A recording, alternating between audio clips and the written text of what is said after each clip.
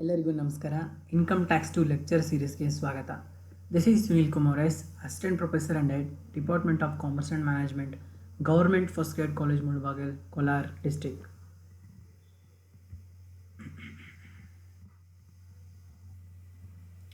Dear students, ನಾವು last ಕ್ಲಾಸಲ್ಲಿ ಒಂದು ಫಾರ್ಮೆಟ್ನ ಡಿಸ್ಕಸ್ ಮಾಡಿ ಆ ಫಾರ್ಮೆಟಲ್ಲಿ ಬರ್ತಕ್ಕಂಥ ಎಲ್ಲ ಕಂಟೆಂಟ್ಸ್ನ ಡಿಸ್ಕಸ್ ಮಾಡಿ ಆ ಕಂಟೆಂಟ್ಸ್ನ ಪ್ರಾವಿಷನ್ಸ್ ಅನ್ನೋ ಒಂದು ಹೆಡ್ಡಿಂಗಲ್ಲಿ ಡೀಟೇಲಾಗಿ ಡಿಸ್ಕಸ್ ಮಾಡ್ತಾ ಇದ್ವಿ, ಹೌದಾ? ಅಂದರೆ calculation of taxable income from other sources, ಅದರ ಫಾರ್ಮೆಟ್ನ ಡಿಸ್ಕಸ್ ಮಾಡಿದ್ವಿ ಸೀರೀಸ್ ನಂಬರ್ 16ಅಲ್ಲಿ. ಆಮೇಲೆ ಸೀರೀಸ್ ನಂಬರ್ 17ಅಲ್ಲಿ ಆ ಕಂಟೆಂಟ್ಸ್ ಇದಾವಲ್ಲ, ಆ ಫಾರ್ಮೆಟಲ್ಲಿ ಬರ್ತಕ್ಕಂಥ ಕಂಟೆಂಟ್ಸು, ಆ ಕಂಟೆಂಟ್ಸ್ ಎಲ್ಲವನ್ನು ಕೂಡ ನಾವು ಬರೀ ಲಿಸ್ಟ್ ಕೊಟ್ಟಿದ್ದೆ ಸೀರೀಸ್ ನಂಬರ್ 16ಅಲ್ಲಿ. ಸೀರೀಸ್ ನಂಬರ್ 17ಅಲ್ಲಿ ಆ ಎಲ್ಲ ಕಂಟೆಂಟ್ಸ್ನ ಡೆಪ್ತಾಗಿ ಡಿಸ್ಕಸ್ ಮಾಡ್ತಾ ಇದ್ದೆ. ಆದರೆ ಅರ್ಧ ಏನಿದ್ದಾವೆ ಅದರಲ್ಲಿ ಅರ್ಧ ಮಾತ್ರ ಡಿಸ್ಕಸ್ ಮಾಡಿದ್ದೆ 17ಅಲ್ಲಿ.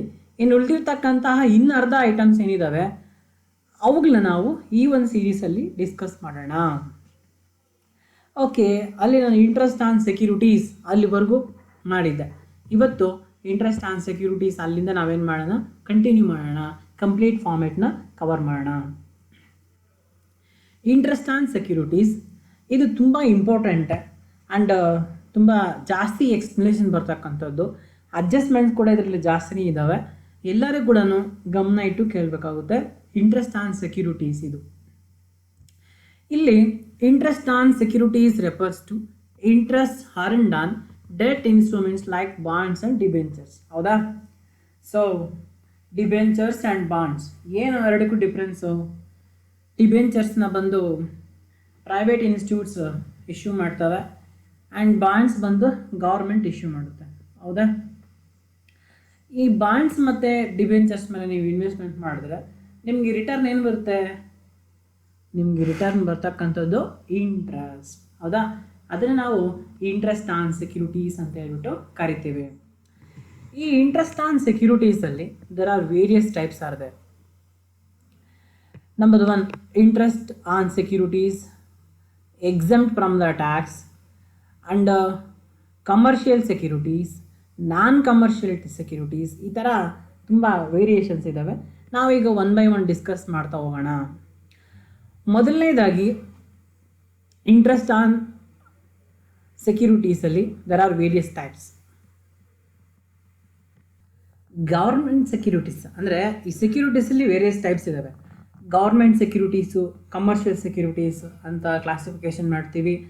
ಆಮೇಲೆ ಗೌರ್ಮೆಂಟ್ ಸೆಕ್ಯೂರಿಟೀಸಲ್ಲೇ tax free government securities, less tax government securities ಅಂತ ಕ್ಲಾಸಿಫಿಕೇಷನ್ ಮಾಡ್ತೀವಿ. ಆಮೇಲೆ ಕಮರ್ಷಿಯಲ್ ಸೆಕ್ಯೂರಿಟೀಸಲ್ಲಿ tax free commercial securities, less tax commercial certificate ಅಂತ. ಅಂದರೆ ಈ ಇಂಟ್ರೆಸ್ಟ್ ಆನ್ ಸೆಕ್ಯೂರಿಟೀಸ್ ಇದೆಯಲ್ಲ, ಇದನ್ನು ನಾವು ಮುಖ್ಯವಾಗಿ ಎರಡು ಥರ ವಿಭಾಗ ಮಾಡ್ತೀವಿ. ಒಂದು ಗೌರ್ಮೆಂಟ್ ಸೆಕ್ಯೂರಿಟೀಸು, ಎರಡನೇದು ಕಮರ್ಷಿಯಲ್ ಸೆಕ್ಯೂರಿಟೀಸ್.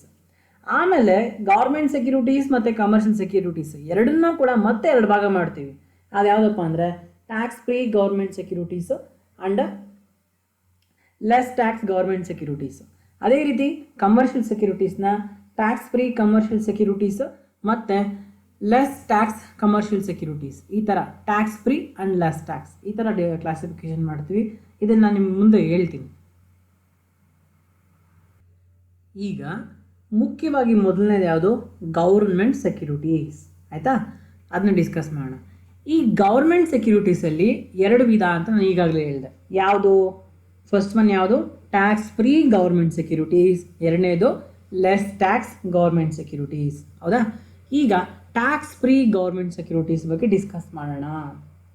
ನೋಡಿ, tax free government securities issued either by a state or central government, they are exempt from the tax under the section 10 subsection 15.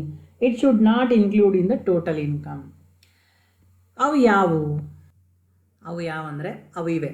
Interest income on the following securities is exempt from the tax under section 10 subsection 15. ಇದನ್ನು ನಾವೇನಂತ ಕರಿತೀವಿ? Government securities. ಅದರಲ್ಲಿ ಎಂಥ government securities ಇವು? Tax free government securities. ಇವ್ರ ಮೇಲೆ ಟ್ಯಾಕ್ಸೇ ಇಲ್ಲ, ಆಯಿತಾ?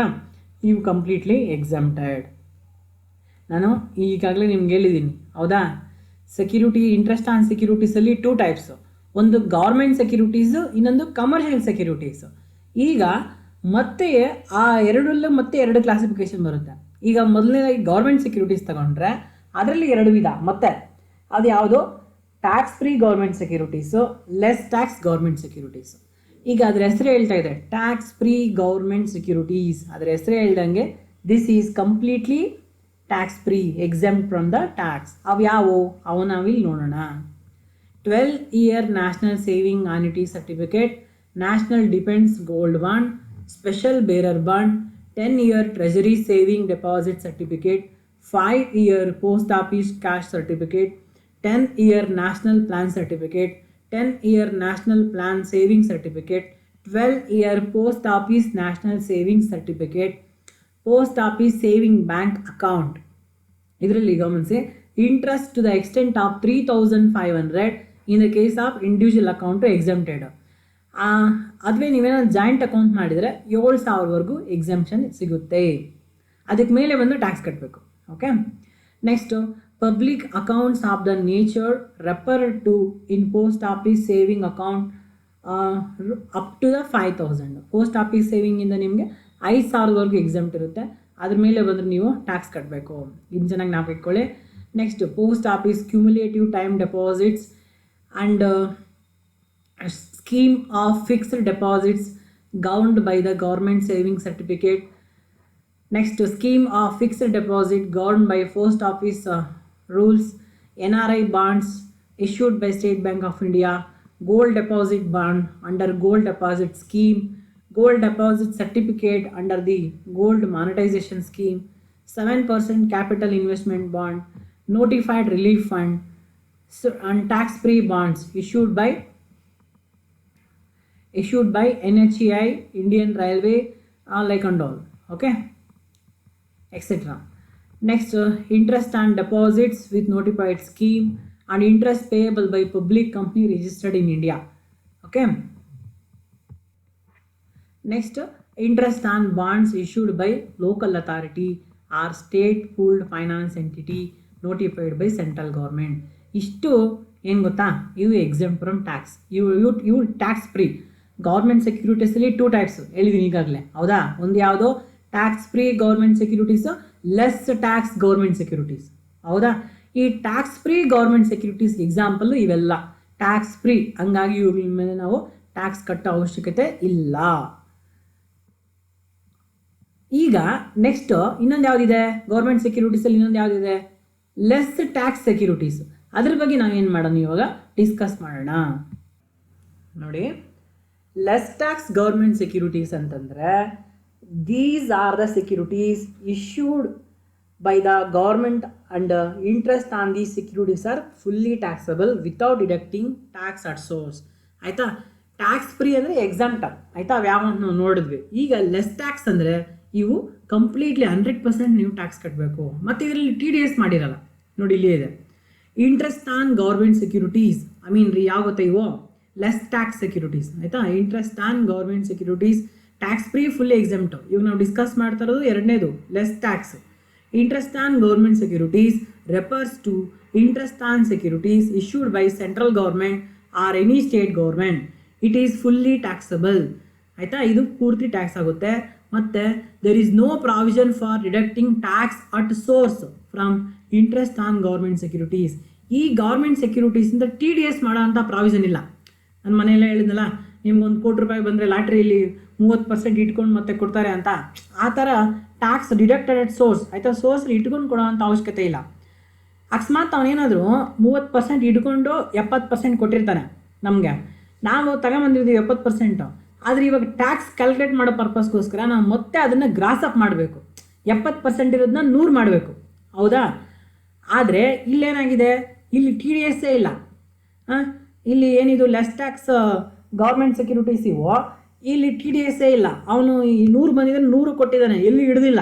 ಹಂಗಾಗಿ ನಾವು ಇಲ್ಲಿ ಮತ್ತೆ ಇದನ್ನು ಗ್ರಾಸ್ ಅಪ್ ಮಾಡೋದು ಅವಶ್ಯಕತೆ ಇಲ್ಲ. ಯಾಕಂದರೆ ಇರೋ ಅಮೌಂಟೇ ಗ್ರಾಸು, ಕೊಟ್ಟಿರೋದು ಗ್ರಾಸು, ನಾವು ತೊಗೊಂಡಿರೋದು ಗ್ರಾಸ್.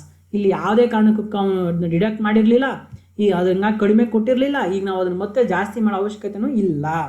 ಆಯಿತಾ. ಇದನ್ನು ಯಾವುದೇ ಕಾರಣಕ್ಕೂ ಗ್ರಾಸ್ ಅಪ್ ಮಾಡೋ ಅವಶ್ಯಕತೆ ಇಲ್ಲ. ಎಷ್ಟು ಕೊಡ್ತಾನೋ ಅಷ್ಟು ಡೈರೆಕ್ಟಾಗಿ ನೀವು ಹಾಕ್ಕೊಳ್ಬೋದು.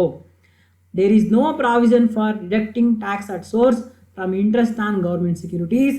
Hence the interest on government securities is gross interest. It is completely taxable. ನೀವು ಗ್ರಾಸ್ ಅಪ್ ಮಾಡೋ ಅವಶ್ಯಕತೆ ಇಲ್ಲ. ಆಯಿತಾ. ಇಲ್ಲುಸ್ಟ್ರೇಷನ್ ಬಂದಾಗ ಮತ್ತೆ ಹೇಳ್ತೀನಿ ಇದನ್ನು. ಆಯಿತಾ. ನೀವು ಅವಾಗ ಈ ಪಾಯಿಂಟ್ನ ಜ್ಞಾಪಕದಲ್ಲಿ ಇಟ್ಕೊಂಡಿರಬೇಕು. ಈಗ ಗೌರ್ಮೆಂಟ್ ಸೆಕ್ಯೂರಿಟೀಸ್ ಮುಗೀತು ನೋಡಿ. ಇಂಟ್ರೆಸ್ಟ್ ಆನ್ ಸೆಕ್ಯೂರಿಟೀಸು, ಈ ಸೆಕ್ಯೂರಿಟೀಸಲ್ಲಿ 2 ಟೈಪ್ಸ್ ಇದೆ, ಹೌದಾ. ಒಂದು ಯಾವುದು ಗೌರ್ಮೆಂಟ್ ಸೆಕ್ಯೂರಿಟೀಸು, ಎರಡನೇದು ಯಾವುದು ಕಮರ್ಷಿಯಲ್ ಸೆಕ್ಯೂರಿಟೀಸು, ಹೌದಾ. ಗೌರ್ಮೆಂಟ್ ಸೆಕ್ಯೂರಿಟೀಸಲ್ಲಿ ಮತ್ತೆ 2 ಟೈಪ್ಸು. ಒಂದು ಯಾವುದು ಟ್ಯಾಕ್ಸ್ ಫ್ರೀ ಗೌರ್ಮೆಂಟ್ ಸೆಕ್ಯೂರಿಟೀಸ್, ಅವಾಗಲೇ ಡಿಸ್ಕಸ್ ಮಾಡಿದ್ವಲ್ಲ ಅಲ್ಲಿಷ್ಟು, ಅವು ಬಂದರೆ ಟ್ಯಾಕ್ಸ್ ಫ್ರೀ, ಟ್ಯಾಕ್ಸ್ ಕಟ್ಟಂಗೆ ಎಲ್ಲ ಎಕ್ಸಮ್ಟೆಡ್. ಆಮೇಲೆ ಇವು ಎರಡನೇದು ಯಾವುದು ಲೆಸ್ ಟ್ಯಾಕ್ಸ್ ಗೌರ್ಮೆಂಟ್ ಸೆಕ್ಯೂರಿಟೀಸ್, ಅಂದರೆ ಅವಾಗಲೇ ಡಿಸ್ಕಸ್ ಮಾಡಿದ್ದು ಬಿಟ್ಟು ಇನ್ನು ಯಾವ್ದು ಬಂದಿನ ಅದು ಲೆಸ್. ಅವಾಗಲೇ ಡಿಸ್ಕಸ್ ಮಾಡಿದಂಥವು ಬಿಟ್ಟು ಇನ್ನು ಯಾವುದೇ ಗೌರ್ಮೆಂಟ್ ಸೆಕ್ಯೂರಿಟೀಸ್ ಬಂದರೂ ಅದು ಲೆಸ್ ಟ್ಯಾಕ್ಸ್ ಗೌರ್ಮೆಂಟ್ ಸೆಕ್ಯೂರಿಟೀಸು. ಅದು ಬಂದರೆ ನೀವೇನು ಮಾಡಬೇಕು, ಎಷ್ಟು ಇದೆಯೋ ಅಷ್ಟಕ್ಕೂ ನೀವು ಪೂರ್ತಿ ಟ್ಯಾಕ್ಸ್ ಕಟ್ಟಿ. ಗ್ರಾಸ್ ಅಪ್ ಮಾಡೋದು ಏನು ಬೇಡ, ಯಾಕಂದರೆ ಇಲ್ಲಿ ಕಂಪ್ಲೀಟ್ಲಿ ನಿಮ್ಗೆ ಬಂದಿರೋ ಅಮೌಂಟೇ ಗ್ರಾಸ್ ಅಮೌಂಟು. ಯಾಕಂದರೆ ಅವನು TDS ಇದರಲ್ಲಿ ತೆಗಿಯೋ ಅಂಥ ಪ್ರಾವಿಷನ್ ಇಲ್ಲವೇ ಇಲ್ಲ. ಹಾಗಾಗಿ ಕಂಪ್ಲೀಟ್ಲಿ ಇದು ಗ್ರಾಸ್ ಅಪ್ ಆಗಿರುತ್ತೆ. ಹಾಗಾಗಿ ನೀವು ಜಸ್ಟ್ ಅದರ ಮೇಲೆ ನೀವು ಪರ್ಸೆಂಟೇಜ್ ಆಫ್ ಇಂಟ್ರೆಸ್ಟ್ನ ಕ್ಯಾಲ್ಕುಲೇಟ್ ಮಾಡಿದ್ರೆ ಸಾಕು, ಗ್ರಾಸ್ ಅಪ್ ಮಾಡೋ ಅವಶ್ಯಕತೆ ಇಲ್ಲ. ಇದು ನಿಮಗೆ ಇಲ್ಲುಸ್ಟ್ರೇಷನ್ ಮಾಡುವಾಗ ಎಕ್ಸಾಂಪಲ್ ಕೊಟ್ಟು ಹೇಳಿದಾಗ ನಿಮ್ಗೆ 100% ಅರ್ಥ ಆಗುತ್ತೆ. ಬಟ್ ಇವಾಗಲೇ ನಿಮಗೆ ಐಡಿಯಾ ಕೊಡ್ತಾ ಇದ್ದೀನಿ, ಅದನ್ನು ತಗೊಳ್ಳಿ. ನೆಕ್ಸ್ಟ್ ಗೌರ್ಮೆಂಟ್ ಸೆಕ್ಯೂರಿಟೀಸ್ ಮುಗಿದೋಯ್ತು. ಗೌರ್ಮೆಂಟ್ ಸೆಕ್ಯೂರಿಟೀಸ್ ಇತ್ತು, ಅದ್ರ 2 ಟೈಪ್. ಒಂದು ಟ್ಯಾಕ್ಸ್ ಫ್ರೀ ಫುಲ್ಲಿ ಎಕ್ಸಮ್ಟೆಡ್ ಆಗೋಯ್ತು, ಇನ್ನೊಂದು ಲೆಸ್ ಟ್ಯಾಕ್ಸು. ಆ ಎಕ್ಸಮ್ಟೆಡ್ ಅಂದ್ಬಿಟ್ಟು ಇನ್ನು ಯಾವುದೇ ಗೌರ್ಮೆಂಟ್ ಸೆಕ್ಯೂರಿಟೀಸ್ ಬರಲಿ ಅವೆಲ್ಲ ಲೆಸ್ ಟ್ಯಾಕ್ಸ್ ಅಂತ ಇರೋದು. ಗೌರ್ಮೆಂಟ್ ಅನ್ನೋ ಪದ ಬಂದಿದ್ದು ಆ ಮೊದಲು ಹೇಳಿರೋ ಒಂದು ಇಲ್ಲ ಅಂದರೆ ಅದು ಲೆಸ್ ಟ್ಯಾಕ್ಸ್, ಹೌದಾ. ಅದು ಕಂಪ್ಲೀಟ್ಲಿ ಟ್ಯಾಕ್ಸಬಲ್ಲು, ಗ್ರಾಸ್ ಅಪ್ ಮಾಡೋ ಅವಶ್ಯಕತೆ ಇಲ್ಲ, ಅಷ್ಟಾಯಿತು. ಇಲ್ಲಿ ಗೌರ್ಮೆಂಟ್ ಸೆಕ್ಯೂರಿಟೀಸ್ ಮುಗಿದೋಯ್ತು 2 ಥರದಲ್ಲಿ, tax free and less tax. ಇನ್ನು ಉಳಿದಿರೋದು ಯಾವುದು ಕಮರ್ಷಿಯಲ್ ಸೆಕ್ಯೂರಿಟೀಸ್. ಅದನ್ನು ನಾವೀಗ ಡಿಸ್ಕಸ್ ಮಾಡೋಣ. Interest on commercial securities refers to interest earned on securities other than government securities. ಆಯಿತಾ. ಇಲ್ಲಿ ಇಂಟ್ರೆಸ್ಟ್ ಕಮರ್ಷಿಯಲ್ ಸೆಕ್ಯೂರಿಟೀಸ್ ಅದರಲ್ಲಿ interest on commercial securities refers to interest earned on securities other than government securities. ನಾವು ಇವಾಗಲೇ discuss ಮಾಡೋದಲ್ಲಪ್ಪ, government securities ಬಿಟ್ಟು ಬೇರೆ ಯಾವ securities ಬದಲಿ ಅವುಗಳನ್ನ ಕಮರ್ಷಿಯಲ್ ಸೆಕ್ಯೂರಿಟೀಸ್ ಅಂತ ಕರಿತೀವಿ. ಆಯಿತಾ. ಗೌರ್ಮೆಂಟ್ ಅನ್ನೋ ಪದ ಇದ್ದರೆ ಅದು ಗೌರ್ಮೆಂಟ್ ಸೆಕ್ಯೂರಿಟಿ, ಗಮನಿಸ್ಬಿಡ್ಬೇಕು. ಅದರಲ್ಲಿ ಮತ್ತೆ 2 types, tax free less tax. Tax free ಅಂದರೆ ಯಾವುದೋ ಕೊಟ್ಟಿರ್ತಕ್ಕಂಥ ಲಿಸ್ಟಲ್ಲಿ ಇದ್ದರೆ ಅದು ಟ್ಯಾಕ್ಸ್ ಫ್ರೀ. ಇಲ್ಲ ಡೈರೆಕ್ಟಾಗಿ ಅವನು ಹೇಳಿರ್ತಾನೆ ಟ್ಯಾಕ್ಸ್ ಫ್ರೀ ಅಂತ, ಇಲ್ಲ ಲಿಸ್ಟಲ್ಲಿರೋ ಕಂಟೆಂಟ್ ನೋಡ್ಕೊಂಡು ಈಗ ನೀವು ಟ್ಯಾಕ್ಸ್ ಫ್ರೀ ಅಂತ ಡಿಸೈಡ್ ಮಾಡ್ತೀರಿ. ಅಕಸ್ಮಾತ್ ಗೌರ್ಮೆಂಟ್ ಅನ್ನೋ ಪದ ಇತ್ತು, ಟ್ಯಾಕ್ಸ್ ಫ್ರೀ ಅಂತ ಹೇಳಿಲ್ಲ, ಆಯಿತಾ, ಮತ್ತು ಆ ಲಿಸ್ಟಲ್ಲಿ ಇರೋದು ಅಲ್ಲ ಇದು, ಅವಾಗ ನೀವೇನು ಮಾಡ್ತೀರಿ, ಇದನ್ನು ಲೆಸ್ ಟ್ಯಾಕ್ಸ್ ಅಂತ ಹೇಳ್ಬಿಟ್ಟು ಅಂದ್ಕೊಬೇಕು. ಕೆಲವೊಂದು ಟೈಮಲ್ಲಿ ಅವನೇ ಹೇಳಿರ್ತಾನೆ ಲೆಸ್ ಟ್ಯಾಕ್ಸ್ ಗೌರ್ಮೆಂಟ್ ಅಂತ, ಹೇಳಿದ ಬರೀ ಗೌರ್ಮೆಂಟ್ ಅಂತ ಹೇಳಿದ್ದಾನೆ ಅಂದರೆ ಆಗ ನೀವು ಅರ್ಥ ಮಾಡ್ಕೊಬೇಕು. ಅವಾಗ ನೋಡ್ಬೇಕು ನೀವು ಲಿಸ್ಟಲ್ಲಿ ಇದೆಯಾ ಇದು ಅಂತ, ಇಲ್ಲ ಅಂದರೆ ಲೆಸ್ ಟ್ಯಾಕ್ಸ್. ಆ ಥರ ಲೆಕ್ಕಗಳು ಮಾಡೋವಾಗ ನೀವು ಫೆಮಿಲಿಯಾರಿಟಿ ತೊಗೊಂಡ್ಬಿಡ್ತೀರಾ. ಬಟ್ ಐಡಿಯಾ ಇರಲಿ ಅಂತ ಇವಾಗಲೂ ಹೇಳ್ತಾ ಇದ್ದೀನಿ ನಿಮಗೆ. So interest on commercial securities refers to interest earned on securities other than government securities for the purpose of tax treatment. Commercial securities are classified into 2 types. ನಾವು ಯಾವ ರೀತಿ ಗೌರ್ಮೆಂಟ್ ಸೆಕ್ಯೂರಿಟೀಸ್ನ ಕ್ಲಾಸಿಫೈ ಮಾಡಿದ್ವೋ ಅದೇ ರೀತಿ ಈ ಕಮರ್ಷಿಯಲ್ ಸೆಕ್ಯೂರಿಟೀಸ್ ಕೂಡ ನಾವು 2 ರೀತಿಯಲ್ಲಿ classification ಮಾಡ್ತೀವಿ. ಅದು ಯಾವುದಪ್ಪ ಅಂದರೆ ಟ್ಯಾಕ್ಸ್ ಫ್ರೀ ಕಮರ್ಷಿಯಲ್ ಸೆಕ್ಯೂರಿಟೀಸ್, ಇನ್ನೊಂದು ಲೆಸ್ ಟ್ಯಾಕ್ಸ್ ಕಮರ್ಷಿಯಲ್ ಸೆಕ್ಯೂರಿಟೀಸ್. ಅರ್ಥ ಆಯ್ತಾ. ಈಗ ನಾವು ಡಿಸ್ಕಸ್ ಮಾಡ್ತಾ ಇದ್ದೀವಿ ಕಮರ್ಷಿಯಲ್ ಸೆಕ್ಯೂರಿಟೀಸ್. ಕಮರ್ಷಿಯಲ್ ಸೆಕ್ಯೂರಿಟೀಸಲ್ಲಿ ಕೂಡ 2 ರೀತಿ, tax free and less tax, ಹೌದಾ. ಅಲ್ಲಿ ಗೌರ್ಮೆಂಟ್ ಸೆಕ್ಯೂರಿಟೀಸಲ್ಲಿ ಕೂಡ ಇದೇ ರೀತಿಯೇ, tax free and less tax. Tax free ಅಂತ ಹೇಳ್ಬಿಟ್ಟು ಒಂದು ಲಿಸ್ಟ್ ಕೊಟ್ಟಿದೆ, ಆ ಲಿಸ್ಟಲ್ಲಿ ಬರೋವೆಲ್ಲ ಕೂಡ ಏನಾಗ್ತವೆ, ಅವು ಟ್ಯಾಕ್ಸ್ ಫ್ರೀ, ನೀವು ಟ್ಯಾಕ್ಸ್ ಕಟ್ಟಂಗೆ ಎಲ್ಲ ಕಂಪ್ಲೀಟ್ಲಿ ಎಕ್ಸಮ್ಟೆಡ್. ಅದೇ ರೀತಿ ಲೆಸ್ ಟ್ಯಾಕ್ಸ್ ಅಂತ ಹೇಳಿ ಡಿಸ್ಕಸ್ ಮಾಡಿದೆ ಅಂದರೆ ಆ ಲಿಸ್ಟ್ ಬಿಟ್ಟು ಬೇರೆ ಯಾವನ ಬರಲಿ ಅವು ಲೆಸ್ ಟ್ಯಾಕ್ಸು. ಅವೆಲ್ಲ ಅವ್ರ ಮೇಲೆ ನೀವು 100% ಟ್ಯಾಕ್ಸ್ ಕಟ್ಟಬೇಕು. ಗ್ರಾಸ್ ಅಪ್ ಏನೋ ಮಾಡೋ ಅವಶ್ಯಕತೆ ಇಲ್ಲ, ಯಾಕಂದರೆ ಕೊಟ್ಟಿರೋದೇ ಗ್ರಾಸ್ ಅಪ್. ಇವಾಗ ಬೇಕು ಅಂತಂದರೆ ಅವು ಯಾವ್ಯಾವು ಅಂತಂದರೆ ಹೇಳ್ಬಿಡ್ತೀನಿ ನಿಮಗೆ. ಟ್ಯಾಕ್ಸ್ ಫ್ರೀ ಯಾವ್ಯಾವ ಬರ್ತಾವೋ ಅವು ಬಿಟ್ಟು ಬೇರೆವೆಲ್ಲನೂ ಲೆಸ್ ಟ್ಯಾಕ್ಸೇ. ಬಟ್ ಆದರೂ ಒಂದು ಎಕ್ಸಾಂಪಲ್ಸ್ಗೆ ಲೆಸ್ ಟ್ಯಾಕ್ಸ್ ಗೌರ್ಮೆಂಟ್ ಸೆಕ್ಯೂರಿಟೀಸ್ ಯಾವ್ಯಾವ ಇರ್ತವೆ ಅಂದರೆ ಈ ಥರ ಇರ್ತವೆ. 4.25% national defence bond, national development bond, 7-year national savings certificate, debenture issued by cooperative society or public sector company, 6.5% gold bonds, any securities of central or state government and debenture issued by the company or recognized stock exchange provided that interest is payable by account payee and it doesn't exceed rupees 2500. ಈ ಥರ ಕೆಲವು examples ಬರ್ತವೆ less tax government ಸೆಕ್ಯೂರಿಟೀಸ್ಗೆ. ಅವು ಬಂದಾಗ ಪೂರ್ತಿ tax ಕಟ್ಟಬೇಕು. ಈಗ commercial securities ಬನ್ನಿ. ಇದರಲ್ಲಿ 2 types, tax free and less tax. ಮೊದಲನೇದಾಗಿ ಟ್ಯಾಕ್ಸ್ ಫ್ರೀ ಕಮರ್ಷಿಯಲ್ ಸೆಕ್ಯೂರಿಟೀಸ್ ಬಗ್ಗೆ ಡಿಸ್ಕಸ್ ಮಾಡೋಣ. Yes, tax free commercial securities refers to securities the interest income on which is free from tax deduction at source. The payer of the interest will pay the entire amount of interest without deducting any tax at source, but will remit the amount of tax deductible to the authorities out of his funds. Hence, the interest on tax-free commercial securities always represent net interest. ಇಲ್ಲಿ ಗಮನಿಸಬೇಕು ನೀವು, tax free commercial securities refers to the securities. ಇದು ಕೂಡ one type of commercial security. The interest income which is free from tax deduction at source. ಆಯಿತಾ, ಅಂದರೆ ನೀವೇನಾದರೂ tax free commercial ಸೆಕ್ಯೂರಿಟೀಸಿಂದ interest ತೊಗೊಂಡ್ರೆ ನೀವು ಇದ್ರ ಮೇಲೆ ಆಯಿತಾ free from tax deduction at source ಅಂದರೆ ಇದ್ರ ಮೇಲೆ TDS ಮಾಡಿರೋದಿಲ್ಲ. ಅಂದರೆ ನಿಮಗೆ ಇಂಟ್ರೆಸ್ಟ್ ಅಮೌಂಟ್ ಕೊಡೋವಾಗ ಅದನ್ನು ಕಟ್ ಮಾಡಿಕೊಂಡು ಆ ಥರ ಕೊಟ್ಟಿರೋದೇನು ಮಾಡಿರೋದಿಲ್ಲ. ನಿಮಗೆ ಕೊಡ್ತಾನೆ the pair of the interest will pay the entire amount of interest without deducting any tax at source. ನಿಮ್ಗೆ ಕೊಡೋದ್ರಲ್ಲಿ ಇಟ್ಕೊಳ್ದೆ ಅವನೇನೇ ಏನು ಮಾಡಿರ್ತಾನೆ, ಸಂಪೂರ್ಣವಾಗಿ ಆಯಿತಾ ಅಮೌಂಟ್ ಅವನೇ ಕಟ್ಬಿಟ್ಟಿರ್ತಾನೆ. But will remit the amount of tax deductible to the authorities out of his funds. ಅವನೇ ಕಟ್ತಾನೆ ಇದನ್ನು. ಅವನೇ ಅಂದರೆ ನಿಮ್ಗೆ ಕೊಡೋ ದುಡ್ಡಲ್ಲಿ ಏನು ಇಟ್ಕೊಂಡು ಕಟ್ಟಿರೋದಿಲ್ಲ, ಅವನು ನಿಮ್ಗೆ ಸಂಪೂರ್ಣವಾಗಿ ದುಡ್ಡು ಕೊಟ್ಬಿಟ್ಟಿರ್ತಾನೆ. ಆದರೂ ಕೂಡ ಅವನ ಕೈಯಿಂದ ಬೇರೆ ಅಮೌಂಟಲ್ಲಿ ನಿಮ್ಮ ಕೈ ಕೊಟ್ಟಂತಹ ಒಂದು ನಿಮಗೆ ಕೊಟ್ಟಂತಹ ಒಂದು ಇಂಟ್ರೆಸ್ಟ್ ಪರವಾಗಿ ಟ್ಯಾಕ್ಸ್ ಕಟ್ಟಿರ್ತಾನೆ ಅವನು. ಅದು ಸಿಂಪಲಾಗಿ ಹೇಳ್ಬೇಕಂದ್ರೆ ಈ ನಿಮ್ಮ ಕೊಡ್ತಾನಲ್ಲ ನಿಮಗೆ ಪೇಯರು, ಅವನು ಆಲ್ರೆಡಿ ಟ್ಯಾಕ್ಸ್ನ ಗೌರ್ಮೆಂಟಿಗೆ ಕೊಟ್ಬಿಟ್ಟಿರ್ತಾನೆ. ಹಾಗಾಗಿ hence the interest on tax free commercial securities always represent net interest. ಹಾಗಾಗಿ ನಿಮಗೆ ಕೊಡ್ತಾರಲ್ಲ ಇಂಟ್ರೆಸ್ಟು, ಅದು ಯಾವಾಗಲೂ ಕೂಡ ನೆಟ್ ಇಂಟ್ರೆಸ್ಟೇ ಆಗಿರ್ತದೆ. ಅಂದರೆ ನೀವು ಟ್ಯಾಕ್ಸ್ ಕ್ಯಾಲ್ಕುಲೇಟ್ ಮಾಡಬೇಕು ಅಂದರೆ ಅದನ್ನು ಸದಾ ನೀವು ಗ್ರಾಸಪ್ ಮಾಡಬೇಕು. ಇದನ್ನು ಗಮನದಲ್ಲಿಟ್ಕೊಳ್ಳಿ. ಗೌರ್ಮೆಂಟ್ ಸೆಕ್ಯೂರಿಟೀಸಲ್ಲಿ ಟ್ಯಾಕ್ಸ್ ಫ್ರೀ ಆದರೆ ಕಂಪ್ಲೀಟ್ಲಿ ಎಕ್ಸಮ್ಟೆಡ್, ಲೆಸ್ ಟ್ಯಾಕ್ಸ್ ಆದರೆ ಗ್ರಾಸಪ್ ಮಾಡೋ ಅವಶ್ಯಕತೆ ಇಲ್ಲ. ಆದರೆ ಕಮರ್ಷಿಯಲ್ ಸೆಕ್ಯೂರಿಟೀಸಲ್ಲಿ ಟ್ಯಾಕ್ಸ್ ಫ್ರೀ ಅಂತ ಆದರೆ ಯಾವಾಗಲೂ ಅದು ನೆಟ್ ಇಂಟ್ರೆಸ್ಟ್ ಆಗಿರ್ತದೆ. ನೀವು ಅದ್ರ ಮೇಲೆ ನೀವು ಅದನ್ನು ಸದಾ ಏನು ಮಾಡಬೇಕು ನೀವು ಗ್ರಾಸಪ್ ಮಾಡಬೇಕು. Next less tax commercial securities, last kind ಆಯಿತಾ. Less tax commercial securities refers to securities from the interest income on which tax deducted at source provided the interest income exceeds 5,000 by the payer of interest at rate of 10%. Hence, the interest on less tax commercial securities may be gross or net. Gross interest on commercial securities, tax free or less tax, is fully taxable. In case of net interest, the interest income must be grossed off, and such grossed off interest income is fully taxable. ನೋಡಿ ಇಲ್ಲೇನಂದರೆ less tax commercial securities ಅಂತ ಹೇಳ್ತಾ ಇದ್ದಾರೆ, refers to the securities. ಇವು less tax commercial securities ಅಂದರೆ from the interest income on which tax deducted at source. ಅಂದರೆ ನಿಮ್ಗೆ ಇವರು interest ಕೊಡೋವಾಗಲೇ ಅದರಲ್ಲಿ ಸ್ವಲ್ಪ ದುಡ್ಡನ್ನ ಏನು ಮಾಡ್ತಾರೆ, ಟ್ಯಾಕ್ಸ್ ಅಂತೇಳಿ ಕಟ್ ಮಾಡ್ಕೊಂಡು ನಿಮಗೆ ಕೊಡ್ತಾರೆ. ಹೌದಾ? ಎಷ್ಟು ಕಟ್ ಮಾಡ್ಕೊತಾರೆ? 10% ಕಟ್ ಮಾಡ್ಕೊತಾರೆ. ಹೌದಾ? ಹಾಗಾಗಿ ಏನು ಮಾಡಬೇಕು, ಹಾಗಾಗಿ ನೀವೇನು ಮಾಡಬೇಕು, ಗ್ರಾಸಪ್ ಮಾಡಬೇಕು. ಅದೇ ಅವನೇನು ಕಟ್ ಮಾಡ್ಕೊಂಡು ಅಕಸ್ಮಾತ್ 5,000ಕ್ಕಿಂತ ಆಯಿತಾ ಕಡಿಮೆ ಇದ್ದರೆ, ಇದು ಆ ಥರ ಮಾಡೋದು ಯಾವಾಗ, ಬರೀ 5,000ಕ್ಕಿಂತ ಜಾಸ್ತಿ ಇದ್ದರೆ ಮಾತ್ರ.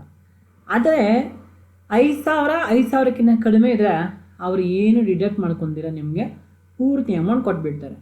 ಆವಾಗ ನೀವು ಅದು ನಿಮಗೆ ಗ್ರಾಸ್ ಅಮೌಂಟ್ ಸಿಗುತ್ತೆ. ಆಗ ನೀವೇನು ಅದನ್ನು ಗ್ರಾಸ್ ಅಪ್ ಮಾಡೋ ಅವಶ್ಯಕತೆ ಇಲ್ಲ. ಇಲ್ಲಿ ಸಿಂಪಲ್ ಆಗಿ ಹೇಳ್ಬೇಕಂದ್ರೆ ನಿಮಗೆ ಲೆಸ್ ಟ್ಯಾಕ್ಸ್ ಕಮರ್ಷಿಯಲ್ ಸೆಕ್ಯೂರಿಟೀಸಲ್ಲಿ 2 ಥರ ಆಗುತ್ತೆ. ಒಂದು 5,000 ಅದಕ್ಕಿಂತ ಕಡಿಮೆ ಇಂಟ್ರೆಸ್ಟ್ ಇದ್ದರೆ ಅವ್ರು ಏನೂ ಕಟ್ ಮಾಡ್ಕೊಳ್ದಿರೋ ಪೂರ್ತಿ ಅಮೌಂಟ್ ನಿಮ್ಗೆ ಕೊಟ್ಬಿಡ್ತಾರೆ. ಅಂದರೆ ಗ್ರಾಸ್ ಅಮೌಂಟೇ ನಿಮ್ಮ ಕೈಗೆ ಕೊಟ್ಬಿಡ್ತಾರೆ.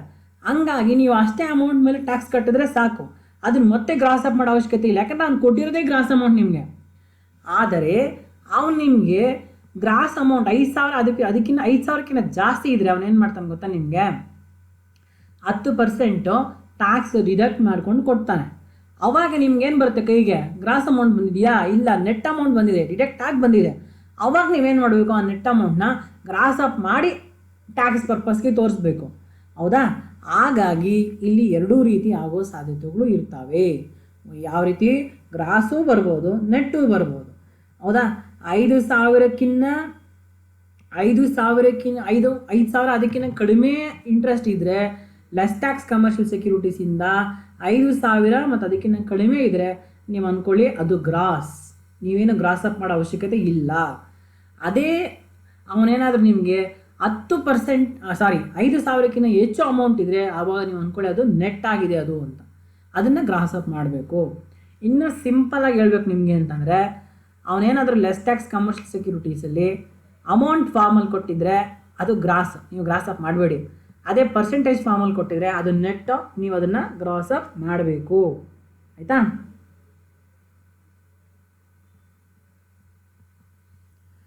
ಸಾರಿ if interest amount is given, ಆಯಿತಾ, ಅಮೌಂಟಲ್ಲಿ ಕೊಟ್ಟಿದ್ರೆ, ಆಯಿತಾ, if interest amount is given ನಂಬರಲ್ಲಿ 6,000 7,000 8,000 ಆ ಥರ ಕೊಟ್ಟಿದ್ರೆ ಆವಾಗ ನೀವೇನು ಮಾಡಿ ಗ್ರಾಸ್ ಅಪ್ ಮಾಡಿ, ಯಾಕಂದ್ರೆ ಅದು ನೆಟ್ ಆಗಿರುತ್ತೆ, ನೀವು ಗ್ರಾಸ್ ಅಪ್ ಮಾಡಿ. ಅದೇ ಅವ್ನು ಪರ್ಸೆಂಟೇಜಲ್ಲಿ ಕೊಟ್ಟಿದ್ದಾನೆ ಅಂದರೆ ಅವನು ಇನ್ನೂ ಹಿಡ್ದಿಲ್ಲ ಅಂತ ಅರ್ಥ. So when he has been given in percentage, ಆವಾಗ ನಿಮಗೆ ಬಂದಿರೋದೇ ಗ್ರಾಸ್, ಅವನಿನ್ನೂ ಹಿಡ್ದಿಲ್ಲ, ಹಾಗಾಗಿ ನೀವು ಗ್ರಾಸ್ ಅಪ್ ಮಾಡೋಕ್ಕೆ ಹೋಗಬೇಡಿ.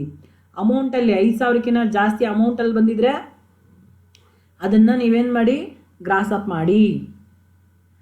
5,000ಕ್ಕಿಂತ ಕಡಿಮೆ ಮತ್ತು ಪರ್ಸೆಂಟೇಜಲ್ಲಿ ಬಂದಿದ್ರೆ ಗ್ರಾಸ್ ಅಪ್ ಮಾಡಬೇಡಿ ಅಷ್ಟೇ, ಯಾಕಂದರೆ ಅದು ಆಲ್ರೆಡಿ ಗ್ರಾಸ್ ಆಗಿರುತ್ತೆ.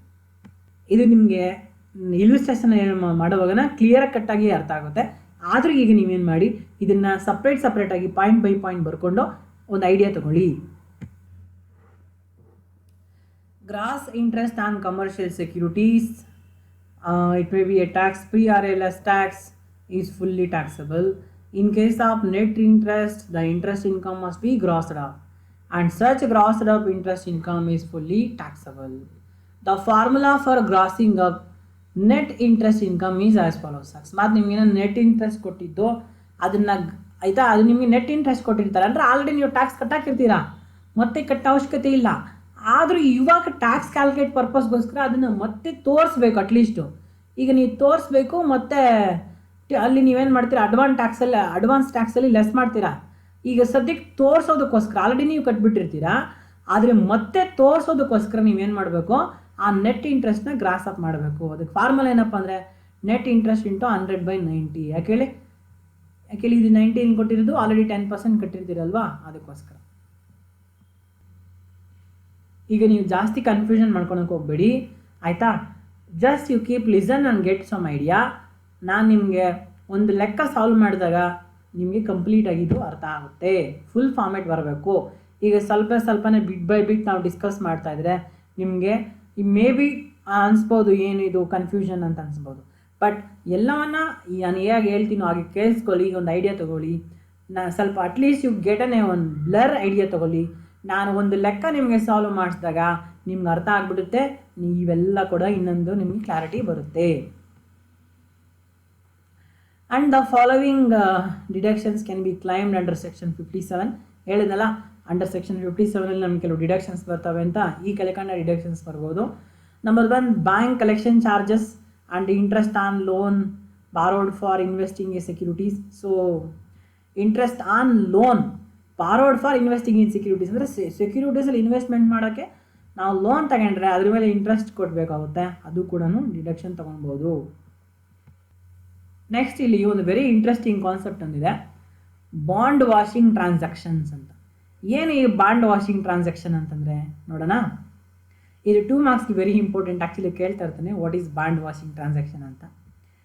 It refers to transaction which consist of selling the securities generally by high income class assessee to a friend or relative who are generally low income class assessee, sometimes before the due date of interest, and acquiring back the same or similar securities after the due date of interest is over with an intention of evading the tax.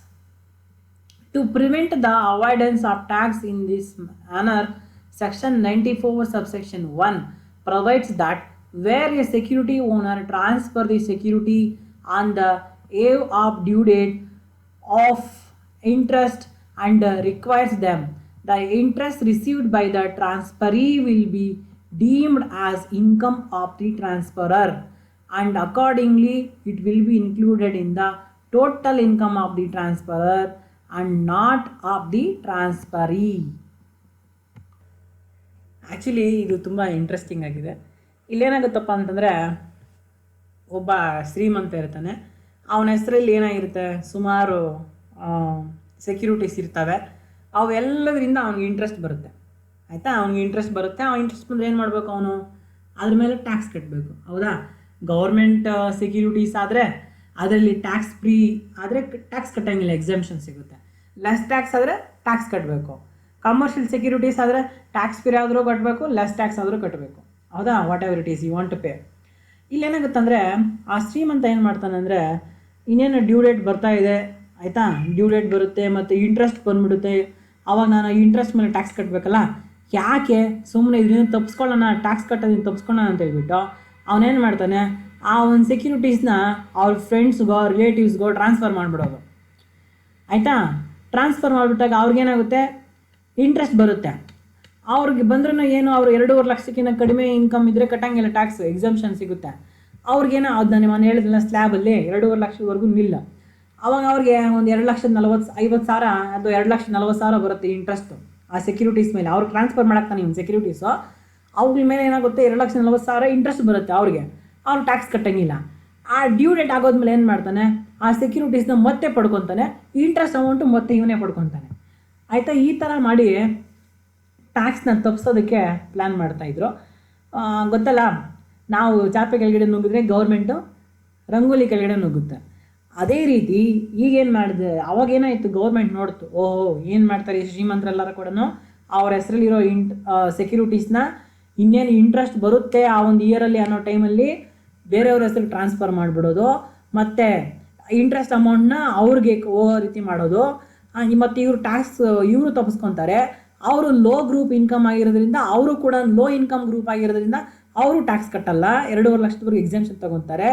ಆಮೇಲೆ due date tax ಕಟ್ಟಿದಾಗ ಆಗೋದ್ಮೇಲೆ ಮತ್ತೆ securities interest ಎರಡನ್ನೂ ಮತ್ತೆ transfer ಮಾಡ್ಕೊಳ್ತಾನೆ. ಈ ಥರ ಮಾಡ್ತಾ ಇದ್ದಾರೆ. ಅದಕ್ಕೋಸ್ಕರ ನಾವೇನು ಮಾಡಬೇಕು ಅಂತಂದರೆ, ಬಾಂಡ್ ವಾಷಿಂಗ್ ಟ್ರಾನ್ಸಾಕ್ಷನ್ ಅಂತ ಹೇಳ್ಬಿಟ್ಟು ತಂದರು. ಹಂಗಂದ್ರೆ ಏನಪ್ಪ ಅಂದರೆ, ಈಗ ಒಬ್ಬ ಶ್ರೀಮಂತ ಇವಾಗ ಏನಾಗುತ್ತೆ ಅಂತಂದರೆ, ಬಾಂಡ್ ವಾಷಿಂಗ್ ಟ್ರಾನ್ಸಾಕ್ಷನ್ ಪ್ರಕಾರ ಈಗ ಶ್ರೀಮಂತ ಏನು ಮಾಡ್ತಾನೆ, ಆಯಿತಾ, ಸೆಕ್ಯೂರಿಟೀಸ್ನ ಬೇರೆಯವ್ರ ಹೆಸರಿಗೆ ಟ್ರಾನ್ಸ್ಫರ್ ಮಾಡ್ತಾನೆ. ಇಂಟ್ರೆಸ್ಟ್ ಅಮೌಂಟ್ ಯಾರಿಗೆ ಹೋಗುತ್ತೆ, ಅವನಿಗೆ ಹೋಗುತ್ತೆ, ಯಾರಿಗೆ ಟ್ರಾನ್ಸ್ಫರ್ ಮಾಡಿದನೋ ಅವ್ನಿಗೆ ಹೋಗುತ್ತೆ. ಆದರೂ ಕೂಡ according to bond washing transaction, ಒಂದು ಕರೆಂಟ್ ಇಯರಲ್ಲಿ ನೀವೇನಾದರೂ ಸೆಕ್ಯೂರಿಟೀಸ್ನ ಟ್ರಾನ್ಸ್ಫರ್ ಮಾಡಿದರೆ ಆ ಸೆಕ್ಯೂರಿಟೀಸ್ ಮೇಲೆ ಇಂಟ್ರೆಸ್ಟು ಅವನಿಗೆ ಹೋದರೂ ಕೂಡ ಅದು ಯಾರು ಟ್ರಾನ್ಸ್ಫರ್ ಮಾಡಿದ್ರು ಅವನ ಅಕೌಂಟಿಗೆ ಟ್ಯಾಕ್ಸ್ ಆಗೋದು. ದುಡ್ಡು ಬೇಕಂದ್ರೆ ಅವನ ಅಕೌಂಟಿಗೆ ಹೋಗ್ಲಿ ತೊಂದರೆ ಇಲ್ಲ, ಆದರೆ ಟ್ಯಾಕ್ಸ್ ಪರ್ಪಸ್ಗೋಸ್ಕರ ಏನು ಮಾಡ್ತಾರೆ, ಈ ಶ್ರೀಮಂತನ ಹೆಸರಿಗೇನೆ ಅದು ಇನ್ಕಮ್ ಅಂತೇಳಿ ಕನ್ಸಿಡರ್ ಮಾಡಿ ಅವನ ಕೈಯಲ್ಲೇ ಟ್ಯಾಕ್ಸ್ ಕಟ್ಸೋದು. ಈ ಥರ ಬಾಂಡ್ ವಾಷಿಂಗ್ ಟ್ರಾನ್ಸಾಕ್ಷನ್ ಬಂದಿದೆ. ಈಗ ಬಂದಿರೋದ್ರಿಂದ ಟ್ಯಾಕ್ಸ್ ಎವ್ಯಾಷನ್ ಆಗೋದನ್ನ ತಡೀತಾ ಇದೆ, ಅಂದರೆ ಟ್ಯಾಕ್ಸ್ನ ತಪ್ಪಿಸ್ಕೊಳ್ಳೋದನ್ನು ತಡೀತಾ ಇದೆ. Next, taxability of interest income on the basis of due date for payment of interest. ಇದನ್ನು ಲೆಕ್ಕ ಮಾಡೋವಾಗಲೂ ಹೇಳ್ತೀನಿ ನಾನು. ಈ ಸಿಂಪಲಾಗಿ ಹೇಳ್ಬೇಕಂದ್ರೆ, interest on securities is payable once in a year or twice in a year based on the convenience of cash position. ಬೇಕಾದ್ರೆ ವರ್ಷದಲ್ಲಿ ಒಂದು ಸರಿ ಆದರೂ ಟ್ಯಾಕ್ಸ್ ಕಟ್ಬೋದು, ಇಲ್ಲ 2 ಸರಿ ಆದರೂ ಅವನು ಅಡ್ವಾನ್ಸ್ ಟ್ಯಾಕ್ಸ್ ಕಟ್ಬೋದು, ತೊಂದರೆ ಇಲ್ಲ. Interest income other than interest on securities. ನಾವು ಡಿವಿಡೆಂಡ್ ಡಿಸ್ಕಸ್ ಮಾಡಿದ್ವಿ, ಅದೇ ರೀತಿ ಈಗ ಸೆಕ್ಯೂರಿಟೀಸ್ ಮೇಲೆ ಇಂಟ್ರೆಸ್ಟ್ ಡಿಸ್ಕಸ್ ಮಾಡಿದ್ವಿ. ಸೆಕ್ಯೂರಿಟೀಸ್ ಬಿಟ್ಟು ಕೂಡ ಬೇರೆ ಅದ್ರ ಮೇಲೆ ಕೂಡ ಇಂಟ್ರೆಸ್ಟ್ ಬರುತ್ತೆ. Any other interest income other than interest on securities such as interest on bank deposit, interest on professional loan advanced, personal loan advanced, ಈ ತಾವೆಲ್ಲ ಕೂಡ ಬರ್ತವೆ. ಅವು ಬಂದರೆ ಫುಲ್ಲಿ ಟ್ಯಾಕ್ಸಬಲ್. ಇದಿಷ್ಟು interest on securities and other then securities. Next ಈಗ ಒಂದು very interesting heading discuss ಮಾಡೋಣ. In the following cases of gift received are not taxable. ಅಕಸ್ಮಾತ್ ನೀವೇನ ಗಿಫ್ಟ್ಸ್ ರಿಸೀವ್ ಮಾಡ್ಕೊಂಡ್ರೆ ಅದು ಟ್ಯಾಕ್ಸಬಲ್ ಅಲ್ಲ. ಯಾವಾಗ ನೋಡಿ, ನೀವೇನ ಗಿಫ್ಟ್ಸ್ ರಿಸೀವ್ ಮಾಡ್ಕೊಂಡ್ರೆ that is also goes to the income from other sources. ಈಗ ನೀವೇನಾದರೂ ಪ್ರೊಫೆಷ್ನಲ್ ಆಗಿದ್ದರೆ ಆವಾಗ ಗಿಫ್ಟ್ಸ್ ಕ್ಲೈಂಟ್ ಅಂತ ತಗೊಂಡ್ರೆ ಅದು ಇನ್ಕಮ್ ಫ್ರಮ್ ಪ್ರೊಫೆಷನ್ ಆಗುತ್ತೆ. You are not a profession ಅಂತಂದರೆ if you still received a gifts, so that will go to the income from other sources. ಇಲ್ಲಿ ನೋಡಿ, money or property received from relatives of the individual assessee, ಆಯಿತಾ, that is exempt from the tax. ನೀವು tax ಕಟ್ಟಂಗಿಲ್ಲ. ನೀವು if you received gift from the relatives it is completely exempted. ಇಲ್ಲಿ relatives ಅಂದರೆ ಯಾರು? Spouse, ಆಯಿತಾ, ಹೆಂಡತಿ, brother or sisters and their spouses, and brother and sister of the spouses and individual brother and sister of either parents, and any linear ascendant or descendant of the individual, and any linear ascendant or descendant of the spouse of the individual. ಇವರೆಲ್ಲ ಕೂಡ relatives ಅಂತ ಬರ್ತಾರೆ. So ಇವರೆಲ್ಲ ಕೂಡ ಏನಾಗುತ್ತೆ? Relatives. So ಹಂಗಾಗಿ relatives gift from relatives is completely exempted. ಅದೇ ರೀತಿ money or property received on occasion of marriage and will or inheritance, contemplation of death of the payer, local authority, and fund, foundation, university or other educational institutions, hospitals, medical institution, any trust institution, ಇವೆಲ್ಲ ಕೂಡ exempted. ಅಂದರೆ ಇಲ್ಲಿ simple ಆಗಿ ಹೇಳಬೇಕು ಅಂತಂದರೆ gifts received from relatives is not taxable, and gifts received from friends or non relatives exceeding 50,000 is fully taxable. ಆಯಿತಾ, friends ರಿಲೇಟಿವ್ಸಿಂದ ನೀವು ಎಷ್ಟನ್ನು ಗಿಫ್ಟ್ಸ್ ತಗೊಳ್ಳಿ ಅದು ಫುಲ್ಲಿ ಎಕ್ಸೆಂಪ್ಟೆಡ್. ಆದರೆ ರಿಲೇಟಿವ್ಸ್ ಬಿಟ್ಟು ನಾನ್ ರಿಲೇಟಿವ್ಸಿಂದ ನೀವು ಅಪ್ ಟು 50,000ವರೆಗೂ ನೀವೇನು ಮಾಡ್ಬೋದು? ಗಿಫ್ಟ್ನ ತೊಗೊಬೋದು. 50,000ಕ್ಕಿಂತ ಜಾಸ್ತಿ ತಗೊಂಡ್ರೆ ಫುಲ್ಲಿ ಟ್ಯಾಕ್ಸಬಲ್. ಅಂದರೆ 60,000 ರೂಪಾಯಿವರೆಗೂ ತಗೊಂಡ್ರೆ ಅಂದ್ಕೊಳ್ಳಿ, ಆವಾಗ 50,000ವರೆಗೂ ಎಕ್ಸೆಂಪ್ಷನ್ನು, 10,000 ರೂಪಾಯಿ ಮೇಲೆ ಟ್ಯಾಕ್ಸು. ಮತ್ತು ಆವಾಗಲೇ ಇಂಟ್ರೆಸ್ಟ್ ಆನ್ ಬ್ಯಾಂಕ್ ಡೆಪಾಸಿಟ್ಸ್ ಅಂತ ಹೇಳ್ತಾ ಇದ್ನಲ್ಲ, so interest on bank deposits also taxable. ಆದರೆ ಅಪ್ ಟು 10,000 per annum, ಆಯಿತಾ, ಅದಕ್ಕಿಂತ ಜಾಸ್ತಿ ಇದ್ದರೆ ಮಾತ್ರ ಟ್ಯಾಕ್ಸಬಲ್ಲು 10%. ಇಲ್ಲಿ ಕಡಿಮೆ ಇದ್ದರೆ ಏನು ಟ್ಯಾಕ್ಸ್ ಕಟ್ಟೋ ಅವಶ್ಯಕತೆ ಇಲ್ಲ. ಅವರು TDS ಮಾಡಿದರೆ ನೀವು ಅದನ್ನೇನು ಮಾಡಬೇಕು? ಗ್ರಾಸ್ ಅಪ್ ಮಾಡ್ಕೊಬೇಕು, ಆಯಿತಾ. ನೆಟ್ ಇಂಟ್ರೆಸ್ಟ್ ರಿಸೀವ್ಡ್ ಇಂಟು 100/90 ಅಂತ ಮಾಡಿ. ಮತ್ತು ಇನ್ಶೂರೆನ್ಸ್ ಕಮಿಷನ್ ಏನಾದ್ರು ನೀವು ರಿಸೀವ್ ಮಾಡಿಕೊಂಡ್ರೆ insurance commission is fully taxable if the commission is more than 5,000. 5,000ಕ್ಕಿಂತ ಜಾಸ್ತಿ ಇನ್ಶೂರೆನ್ಸ್ ಕಮಿಷನ್ ಇದ್ದರೆ ಅದು ಕೂಡ ಟ್ಯಾಕ್ಸಬಲ್. ಅದೇನಾದ್ರು TDS ಆಗಿದ್ರೆ ಅದನ್ನು ಕೂಡ ನೀವು ಗ್ರಾಸ್ ಅಪ್ ಮಾಡಿ. Next, income from undisclosed sources are deemed income. ಅಂದರೆ ಇದು ಇನ್ಕಮ್ ಬಂದಿದೆ but don't know how it is come ಅಂತ, ಆಯಿತಾ, ಯಾವ ಸೋರ್ಸಿಂದ ಬಂತು ಅಂತ ಗೊತ್ತಿಲ್ಲ ಅಂದರೆ ಅವ್ರ ಮೇಲೆ ಕೂಡ ಟ್ಯಾಕ್ಸ್ ಕಟ್ಟಬೇಕು. Where assessee is found to have income, the source which is not disclosed by assessee, such income is deemed to be income of the assessee and chargeable to tax. In case the income is not chargeable under any other head, it is taxable under the head income from other sources. ಯಾವುದದು? Unexplained cash credit, ಆಯಿತಾ, ದುಡ್ಡಿದೆ ಎಲ್ಲಿಂದ ಒಂದು ಬಂದು ಗೊತ್ತಿಲ್ಲ. Unexplained investment, unrecorded and unexplained money, bullion, jewellery, any other valuable articles. So partly recorded investment, money, ಇಂಥವು. Unexplained expenditure, amount borrowed or repaid on hundi. So these and all income from undisclosed sources. Next, let us discuss the last concept. That is ಇನ್ಕಮ್ಸಲ್ಲಿ last concept ಯಾವಪ್ಪ ಅಂತ? Other incomes.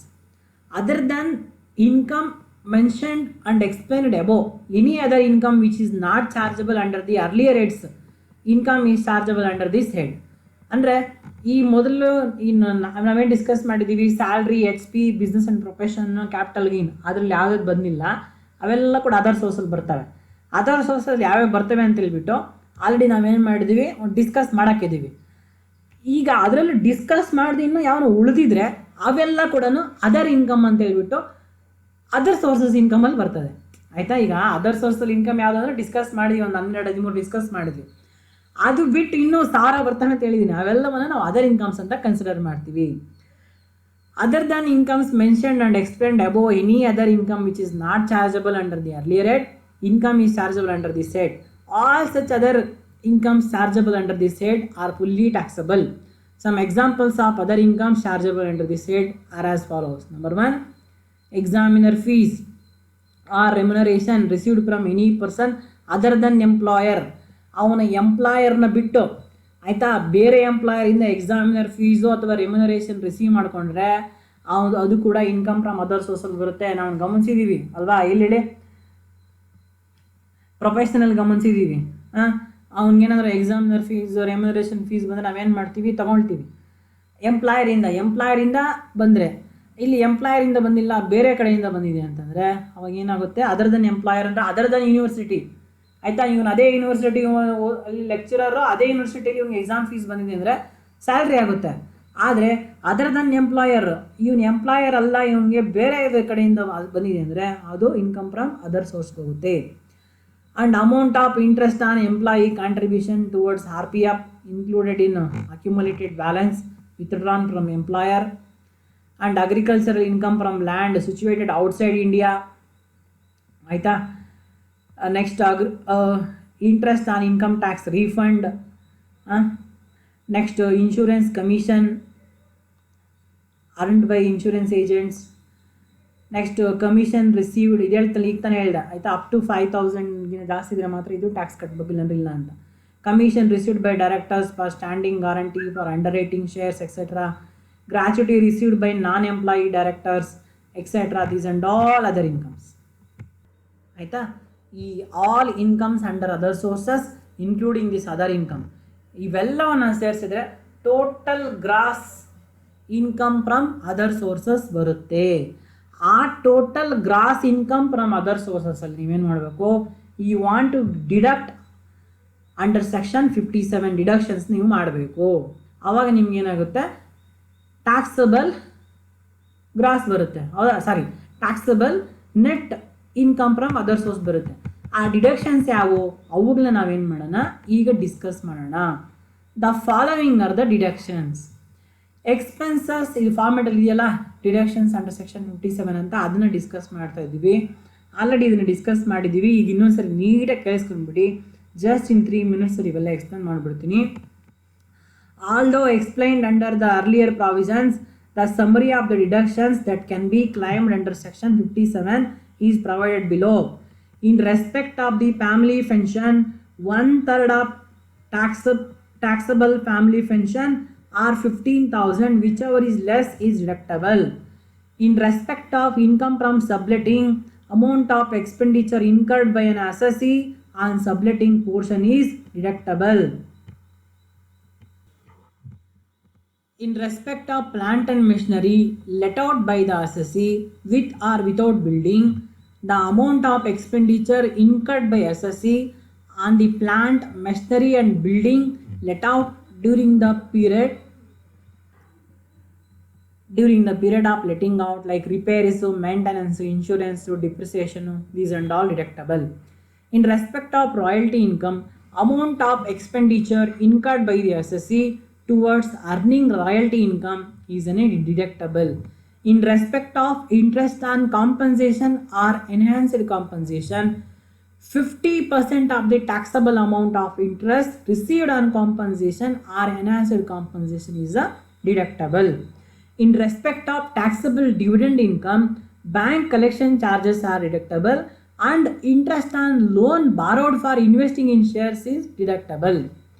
In respect of taxable interest on securities, bank collection charges deductible and interest on loan borrowed for investing in securities deductible.